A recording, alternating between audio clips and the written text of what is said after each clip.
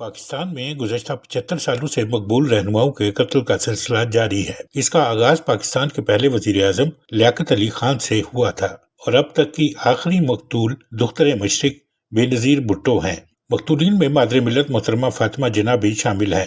کس کس عامر کے دور میں کس کس مقبول رہنما کو قتل کیا گیا، آج ہم آپ کو سب بتائیں گے۔ اس کا جاننا ہر پاکستانی کے لیے ضروری ہے، مگر سب سے پہلے ذکر اس وقت کے مقبول ترین رہنما عمران خان کا، جن کے قتل کے لیے دوسرا حملہ کیے جانے کی اطلاعات ہر طرف سے آ رہی ہیں۔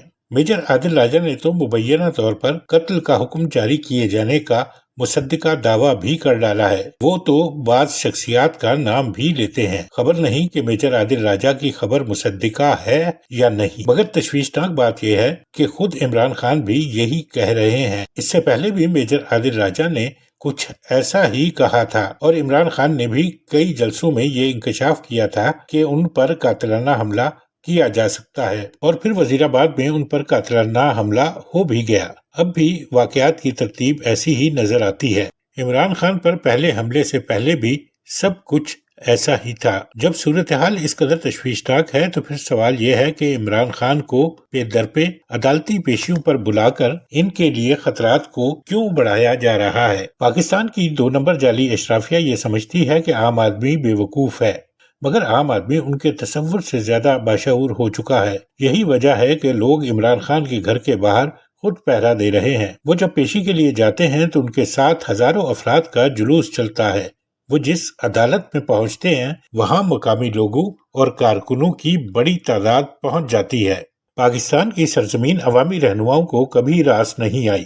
قائد اعظم سے لے کر محترمہ فاطمہ جناح تک، اور پاکستان کے پہلے وزیر اعظم خان لیاقت علی خان سے لے کر ذوالفقار علی بھٹو تک، بھٹو سے بے نظیر اور مرتضیٰ بھٹو تک، جس رہنما کی بات کرو سازشوں کے سراغ ملتے ہیں۔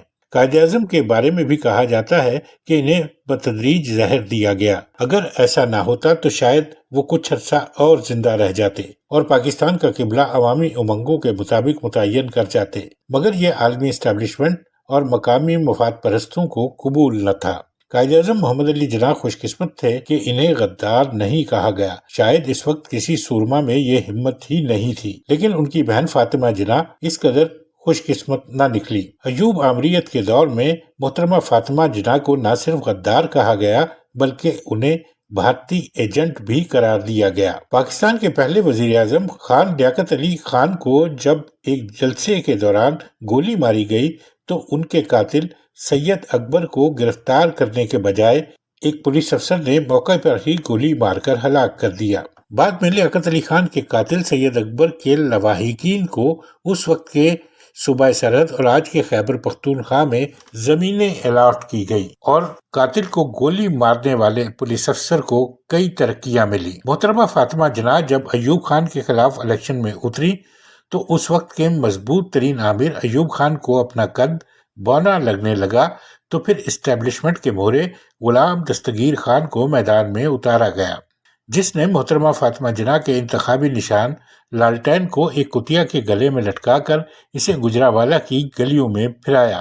آپ کو یہ جان کر ہرگز حیرت نہ ہوگی کہ غلام دستگیر خان کے فرزند ارجمند خرم دستگیر خان اس وقت نون لیگ کے مرکزی رہنما اور وفاقی وزیر ہیں۔ محسن بھوپالی نے شاید ایسے ہی لوگوں کے بارے میں کہا تھا، نیرنگی سیاست دوران تو دیکھیے منزل انہیں ملی جو شریک سفر نہ تھے۔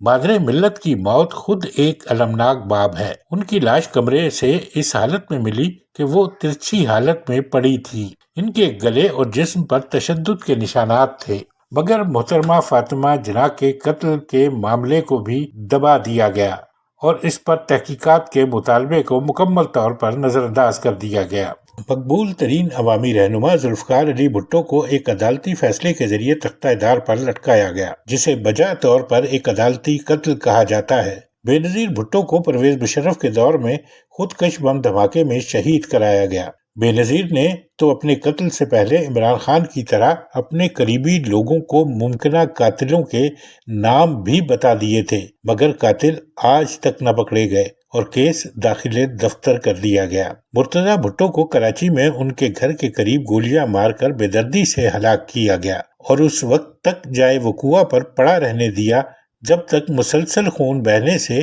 ان کی موت یقینی نہ ہو گئی اور کیس سند خانے کی نظر ہو گیا۔ لیاقت علی خان کے اپنی موت سے قبل آخری الفاظ تھے کہ خدا پاکستان کی حفاظت کرے، اور مہنگائی غربت کے ہاتھوں دم توڑتے 22 کروڑ عوام کی ایک غالب اکثریت کہہ رہی ہے کہ خدا عمران خان کی حفاظت کرے۔